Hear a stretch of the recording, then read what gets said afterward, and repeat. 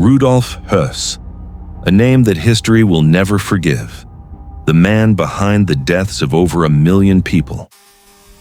Today we will enter the Nuremberg courtroom, where he testified about the truth of Auschwitz, and witness the journey from the courtroom to the gallows at the very site where the crimes were committed.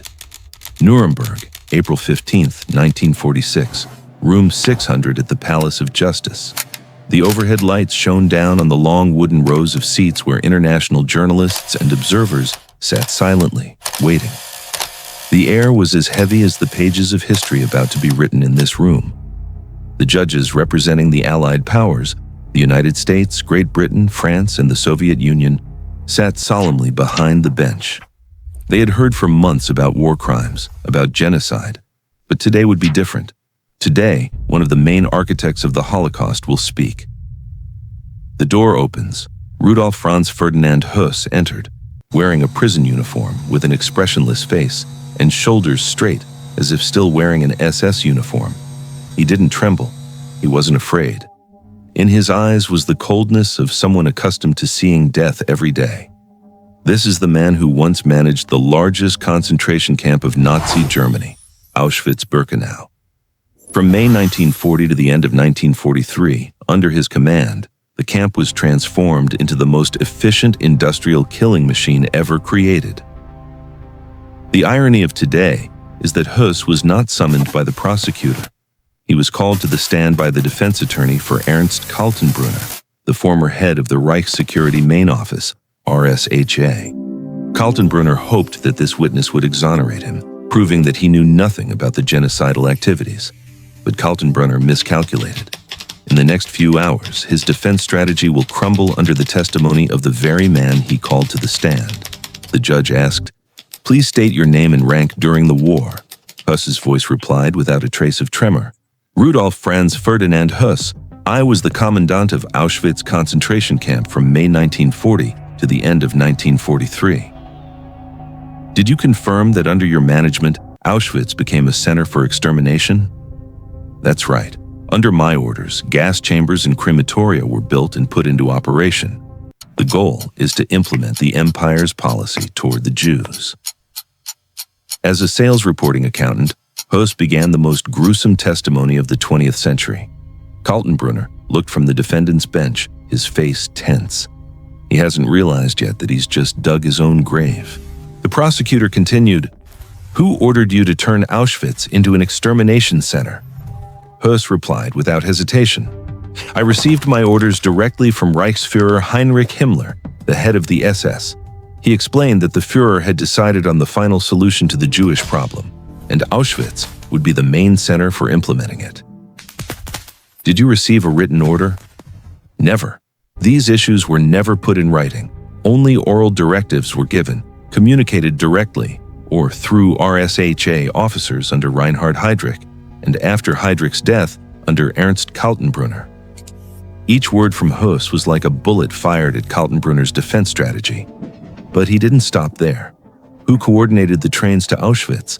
Adolf Eichmann, Department 4B4 of the RSHA. He was responsible for the deportation of Jews from all occupied regions. His office schedules the timetable, the capacity of the train cars, and the number of people sent to each camp. The trains. Thousands of freight trains have been converted into passenger cars from Warsaw, Budapest, Amsterdam, Paris, Athens. From all over occupied Europe, trains carrying despair rolled eastward. Each livestock car was crammed with 80 to 100 people. No seats, no toilets, just a water barrel and a bucket for going to the bathroom. The journey can last for days, sometimes even weeks. Children cried, the elderly fainted, and not a few people died before the ship reached its destination. Then, the train whistle blared. Auschwitz-Birkenau. The carriage door is wide open. Blinding light, barking dogs, shouts in German, "Quick, quick, get out, hurry up, get out!" The survivors stepped off the platform, their legs trembling, their eyes blurred after days in darkness. The air was heavy with a strange smell, the smell of smoke, chemicals, and death that they hadn't yet recognized. Describe the process from the ship's arrival until implementation. Höss's voice was as monotonous as if he were reading a report. Each train carried from 1,000 to 2,000 people. Immediately, there was a selection process. Those who were able to work are brought into the prison compound. The remaining people, the elderly, women with young children, the infirm, were taken directly to the gas chambers. Selection. Selection. An innocent word turned into an instrument of death. An SS medical officer, sometimes Höss himself, stood on the platform and pointed. Left. Temporary life. Yes, die immediately. No reason, no explanation. A single wave of the hand decides fate. The children clinging to their mothers' skirts were sent to the right. Mothers who wouldn't leave their children also followed. They didn't know that within 2 hours they would no longer exist. Who decides who has to die? An SS doctor, or in the absence of a doctor, a non-commissioned officer. Sometimes I also participate in the selection process. He said that as if he were talking about inspecting goods. The court is asking him to clarify the scale of operations he commanded at Auschwitz. How many prisoners arrived at the camp during peak periods? During peak operational periods from 1942 to 1944, ships arrived almost daily. Each train carries from 2,000 to 3,000 people. On the coldest days, as many as 10,000 prisoners could arrive in a single day. What is the killing capacity as ordered from Berlin? In the Auschwitz-Birkenau complex, after its expansion in 1943, it was possible to carry out thousands of treatments each day. The number varies depending on the number of trains arriving from Poland, Hungary, France, and the Netherlands. Thousands every day. The terrifying number was stated with the tone of a factory manager reporting production. In the courtroom, no one moved. This is no longer theory or rumor. This is a confession from the architect himself. The court requested that he state the total number of deaths under his direct management. Höss was silent for a second. It wasn't out of embarrassment, but as if recalling a figure from a report. According to the records and calculations presented during the interrogations, approximately 100,000 people died at Auschwitz. Most of them were Jews expelled from various European countries. There were also tens of thousands of non-Jewish prisoners, Poles, Soviets, Roma, and prisoners of war. 1,100,000. This number echoes through room 600. Each number is a name, a face, a family. Each number is a child who didn't grow up, a mother who couldn't hold her child one last time, a father snatched from the dinner table. But to Höss, they were just statistics.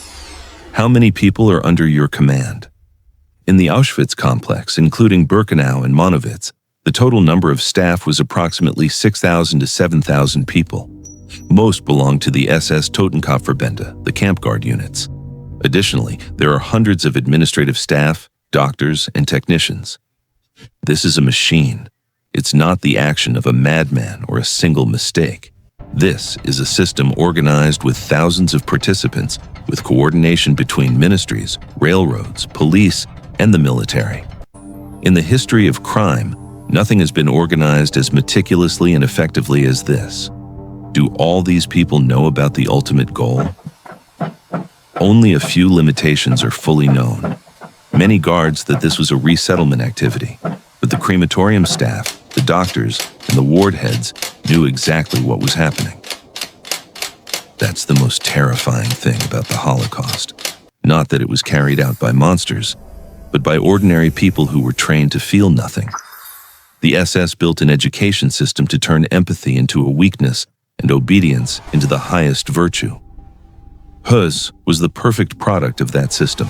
A husband, a father, living with his family in a beautiful house with a garden just a few hundred meters from the gas chamber. His wife was planting roses while smoke from the crematorium drifted through the dining room window. Do you take personal responsibility for the deaths at Auschwitz? Yes. I am the person directly responsible. I organize activities and sign orders. I can't say I was just following orders. I am a part of the system. Do you have anything else you would like to say to the court? Höss stopped. For the first time during the trial, something resembling a fleeting emotion crossed his face. Just this. Now I know that what we did was a terrible crime. I realized this when I looked at my children and thought about the children who died because of my decisions. These final words echoed through the courtroom. Not salvation, not true repentance. It's just the belated realization of a man who has become a cog in a terrifying machine. After his shocking testimony at Nuremberg, Rudolf Höss was handed over to the Polish authorities. The world knows his name and associates it with the largest death camp in history, Auschwitz-Birkenau. On May 25, 1946, Höss was transferred to Warsaw, where he was further detained and interrogated by the Polish War Crimes Commission. During those months, he wrote a long memoir, recounting with cold precision how the genocidal system had operated. In those pages, which were later published under the title Auschwitz Commander, he did not seek forgiveness. He just wanted to record his role in the empire's machinery. The final trial of Rudolf Höss began on March 11, 1947, in Warsaw before the Polish Supreme Court. The courtroom was packed. Reporters, diplomats, and Holocaust survivors witnessed this process. For weeks, the court heard his testimony and examined documents found after the war, signed orders, shipping reports, direct correspondence with the RSHA. In the courtroom were people who had stood on the Birkenau platform, who had seen him choose who lived and who died. Now they see him sitting in a glass cage, no longer powerful, just a criminal awaiting judgment. On April 1947, the verdict was announced. Rudolf Höss, you were convicted of crimes against humanity and war crimes. The sentence is death by hanging. But the most symbolic thing wasn't the verdict, but the execution site, Auschwitz itself, where he had orchestrated the deaths of over 1 million people. On April 16, 1947, at 10 a.m., Rudolf Höss was escorted inside the camp. The gallows were erected right next to the house where he and his family had lived during the years of the massacre, with a direct view of the gas chambers and crematorium. That is the deepest symbolic justice, where thousands entered and never returned, where children cried out for their mothers for the last time, where smoke from the crematorium covered the sky for years, now becomes the place where the mastermind must face his final destiny. Before the former prisoners and Polish guards, the executioner tightened the rope. A few minutes later, the hatch opened. The man organized the industrial death of millions who were executed right at the site, symbolic of his crimes. His body did not receive honors or a tombstone to mark it. He was buried in an unmarked grave inside the camp. The testimony of Rudolf Höss revealed the true scale of the Holocaust to the world. His words did not seek redemption, but became permanent evidence of how far blind obedience, fanaticism, and dehumanization can go. The Höss case also laid the foundation for modern international law, the principle that I was just following orders cannot absolve someone of crimes against humanity, a legacy recognized in the International Criminal Court today. Auschwitz was not just a concentration camp. It is the darkest reflection of what humanity can build when it loses all compassion. Remembering is not looking back at the past. That's to prevent it from happening again.